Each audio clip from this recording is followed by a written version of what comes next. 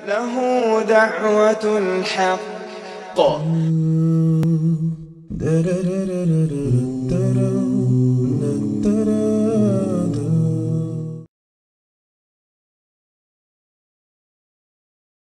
يقول شيخ الإسلام ابن تيمية: ما رأيت شيئا يغذي الروح والعقل ويحفظ الجسم ويضمن السعادة أكثر من إدامة النظر في كتاب الله عز وجل.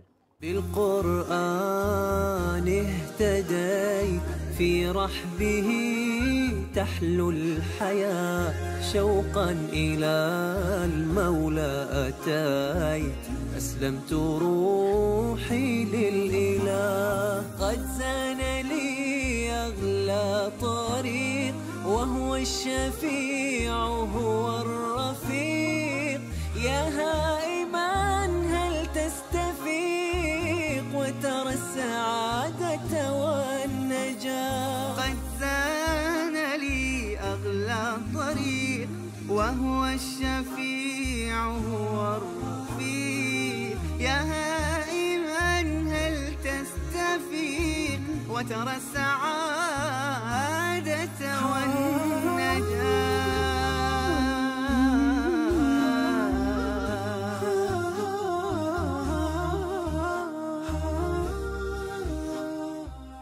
Hello, my name is Tony. I'm from Canada. I'm 33 years old. I have a degree in information technology. And alhamdulillah, I'm Muslim. ولد لعائلة مسيحية ملتزمة في الوقت الذي قرر فيه بأن يصبح مبشرا للنصرانية ويدعو المسلمين. استقر في نفسه أن الحق في الإسلام. طوني من كندا. Before Islam, I was a Christian, so I was from the Baptist sect, and I always believed in God, but I never really understood like how He could be like the three parts in one or something like that, like the church was telling me. So I also was a little confused about who Jesus was, because some Christians would say Jesus is the Son of God, some Christians would say He is God. And so I had a lot of confusion about the concept of God. Like, my concept was very confused. The first time I heard about Islam, actually, I was driving my car. So I was driving on the way to work. I was about maybe 16 years old. And I was listening to a Christian radio station. So they said Muslims worship the moon, the black rock, and they worship the Prophet Muhammad. And they were saying that Muslims are very violent and aggressive, and Islam is a religion of terror, and all these negative things. So during that time, I decided I wanted to become a missionary to bring Muslims to Christianity. And so this led me to studying a lot. I read the Bible. فتعمق طوني بقراءة الإنجيل، ولكنه وجد أموراً زادت من حيرته. When I was reading in the Bible, I was noticing that the prophets are praying with their face on the ground. I was noticing that Jesus was fasting. I was noticing lots of things. I was noticing that in the Bible it talks about a woman wearing hijab and niqab and things in the Bible. So this made me very curious, because I saw Muslims are practicing this, but Christians aren't practicing this. أنت اندهشت عندما علمت أن كل الأنبياء يصلون على طريقة المسلمين، يسجدون ويركعون. حدثني عن هذا الموقف. Yeah, so when I grew up in a Christian family, very traditional. They taught me that when you pray, you should pray like this. You should put your hands together like this, or the other option is like this. So you make the choice. And they would say you look up like this. So you're looking up to God. So this is the way I thought, it must be in the Bible somewhere. I was very young, so this is what everybody's teaching me. This is even what they do in church. They would talk about this way of praying. So from that point, I guess I just thought, I should learn about it myself. I had a lot of misconceptions. I saw a lot of things on TV, on the radio, etc. But I just thought I should learn and study for myself rather than relying on other sources. So I just wanted to forget everything that I learned and just start fresh from real sources, from academic sources, and learn about it. Maybe just curiosity, just for curiosity's sake. And you know, there's something else very interesting about the Bible, very significant, is that it talks about a messenger that will come after Jesus. So it's very, very, interesting. But this isn't the way that most people would interpret the Bible. This isn't the way that it's taught. But if you look, it's there. For example, if you read the Psalms, it says, "A book will be given to one who's illiterate, and it will be said to him, 'Read,' and he will say to you, 'I cannot read.'" So, I mean, who is this? It's astonishing. بأول مرة وقعت عليه عيوني تاليا أحسست فيه كأن سطوره فجر وعطر وقد ضم الحياة بدفتيه. The first time that I heard the Quran being recited, it was when I was older again, maybe my late teenage years. And I was watching CNN actually, and they were showing Muslims praying. And I think they were kind of showing it to make it seem scary. I remember they were showing the Muslims praying from the back, so the camera was like up high in the mosque and showing everybody bowing at once and everything. So this was the first time I heard the Quran being recited. And it was so beautiful. I couldn't believe how beautiful this was. And it just makes my eyes water. It was just so nice. فهل أحسست أن سماه غيما إذا رتلت آيات كريمة سماء بل شفاء بل هداية لماذا أنت لم تدرك نعيما. لم تنتهي قصة طوني وسماعه للقرآن قبل إسلامه. ففي يوم من الأيام ذهب إلى مسجد، وكان الإمام في هذا المسجد صومالي وصوته جميل جدا. So one day I went to the mosque and I wanted to get a copy of the Quran and actually meet a Muslim in real life, not just on the internet or what I see on TV and radio. And so I went and met an Imam, and he's from Somalia. He gave me a translation of the Quran and everything. And he said, if you want, you can sit in the back and then you can just watch us pray, because it was near Maghrib time. So I just sat in the back and I listened to him. He had such a beautiful recitation. It was so beautiful. من ذكاء هذا الإمام حفظه الله أنه أهداه الكتاب كهدية، فكان لها أثر كبير في نفس طوني. And a very, very nice guy. And he gave me a copy of the Quran for free. It has English and Arabic inside, so it would have the English on one side and the Arabic on the other side. And he gave it to me for free, and I said, wow, that's very generous of you. Are you sure you want to just give it to me for free? And he said, yes, of course. He said it's my job to give the Quran to people when they ask for it. So yeah, he gave it to me for free. فبدأ طوني يقلب صفحات المصحف المترجم ويبحر في تدبر القرآن، حتى تأثر بشكل كبير ب4 آيات لا زال يذكرها. So the verses that affected me the most was Ayat al-Kursi. I didn't even know this is an important ayah in the Quran. I thought it's just another ayah.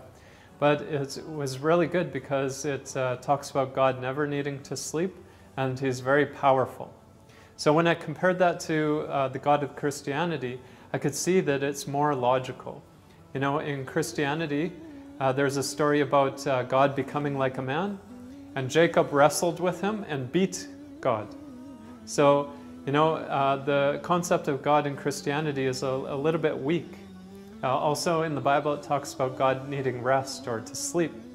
So when I read this had a big impact. You know, I felt like, okay, which God is true then? The one that seems a little weaker, or the one that's all-powerful? Obviously, I have to go with the logical choice, right?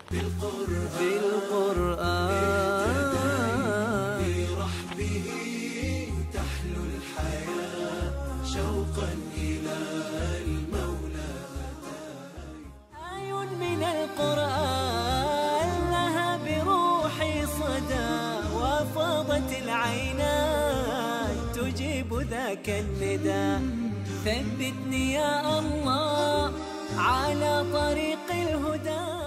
أخي طوني، عندما أهدي لك المصحف المترجم أنت قرأت آيات من كتاب الله سبحانه وتعالى. الله سبحانه وتعالى يقول: وقالوا كونوا هودا أو نصارى تهتدوا. وفي الآية الأخرى أنت قرأتها: ما كان إبراهيم يهوديا ولا نصرانيا ولكن كان حنيفا مسلما وما كان من المشركين. حدثني عن أثر هاتين الآيتين عليك. Yeah, it affected my life a lot because these verses basically were the foundation of me changing my religion. Otherwise, I would stay a Christian, but this had such an effect on me that I changed my religion because of it, because of what's written there, because you can't argue with the logic. You know, any Christian or Jewish person or something like that, or people who are following other religions, should look to Abraham because he's like the father of monotheism, is what scholars call him. You know, Abraham came before all the religions.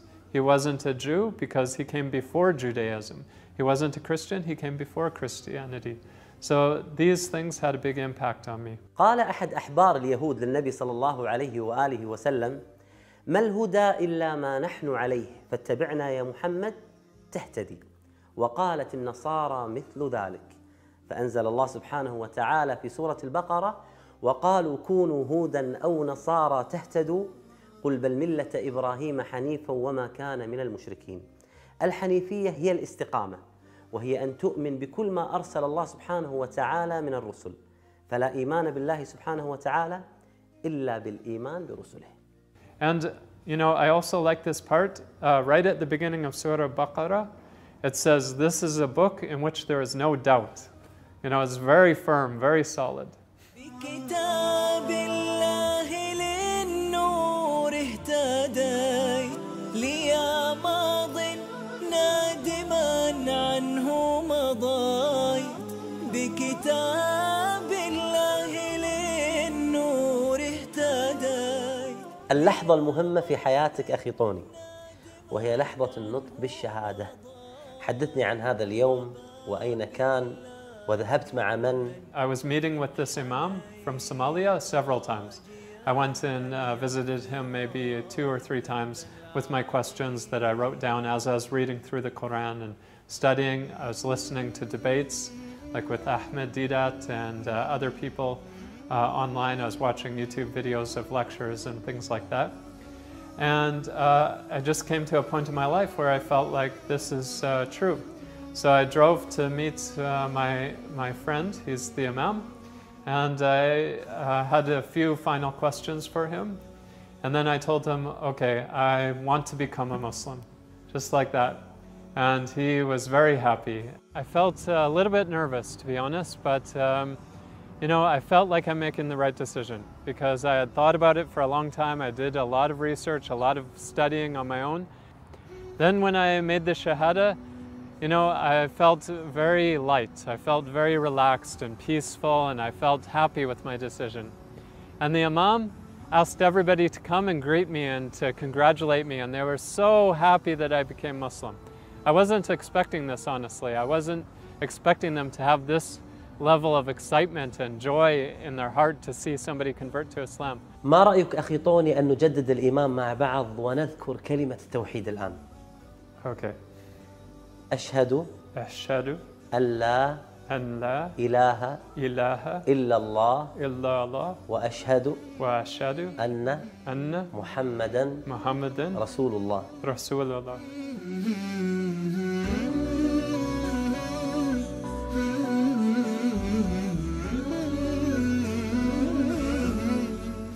There's no compulsion in religion, so I can't tell you, yes, you must become Muslim. I can't tell you this, of course, because otherwise Allah will punish me because, you know, Allah says in the Quran, there's no compulsion in religion. We can't force people. So I just want to say, you know, you're welcome to learn, you're welcome to contact your local mosque, and I'm pretty sure if you've never had contact with Muslims before, you probably have a lot of misconceptions, and all those misconceptions will be cleared up once you meet real people. Even if you don't want to convert to Islam, that's fine, but just you know, be open-minded and just think about things and take your time. If you are interested in Islam, that's great, but you know, just take your time and make sure that it's a decision that's right for you. تعرف أن تقرأ شيء من القرآن؟ Okay, I'll recite Surah Fatiha. Okay. Bismillahirrahmanirrahim. Alhamdulillahi Rabbil Alameen. Ar-Rahmanir-Rahim. Maliki Yawmiddin. Iyyaka na'budu wa iyyaka nasta'in. Ihdina as-siratal mustaqim. Siratal ladhina an'amta alayhim. Khairil maghdubi alayhim waladdallin. Amen.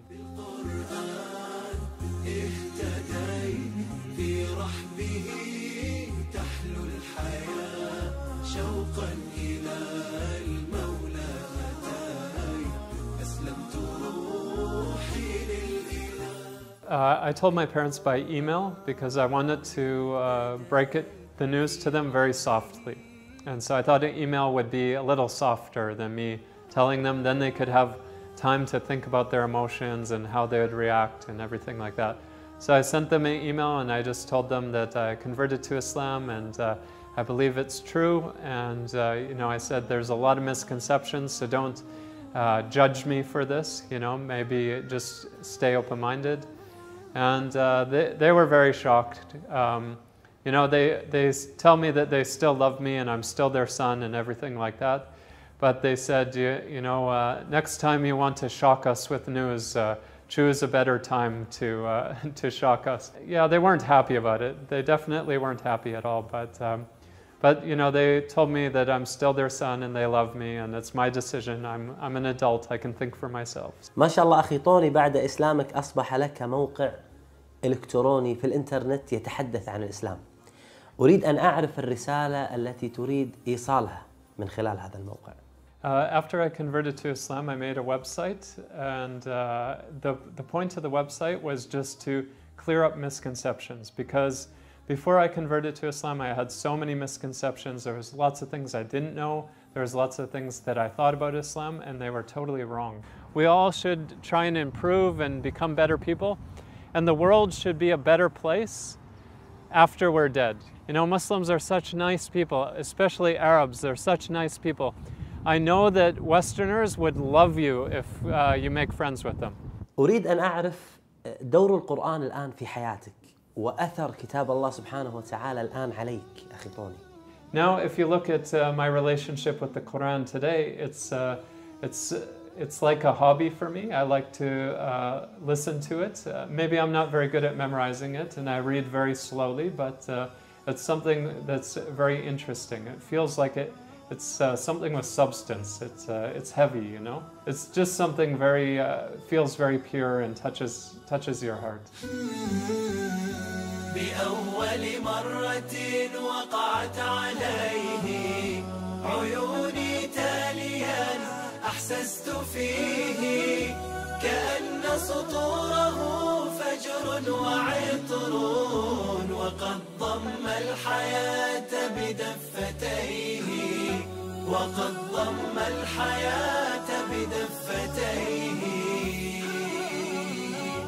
فهل أحسست أن سماه غيما إذا رتلت آيات كريمة سماء بل شفاء بل هداية لماذا أنت لم تدرك نعيما بعيدا كنت لكن حين جئت بأول وهلة منه اهتديت وأنت عرفته مذ كنت طفلا لماذا قلب بعض الناس ميت لماذا قلب بعض الناس ميت. عتابي أمة القرآن حب بكم فالهجر للقرآن ذنب سيشكون الرسول غدا أنا أرضى غدا ماذا نقول وما نجيب. عتابي أمة القرآن حب بكم فالهجر للقرآن ذنب سيشكون الرسول غدا أنا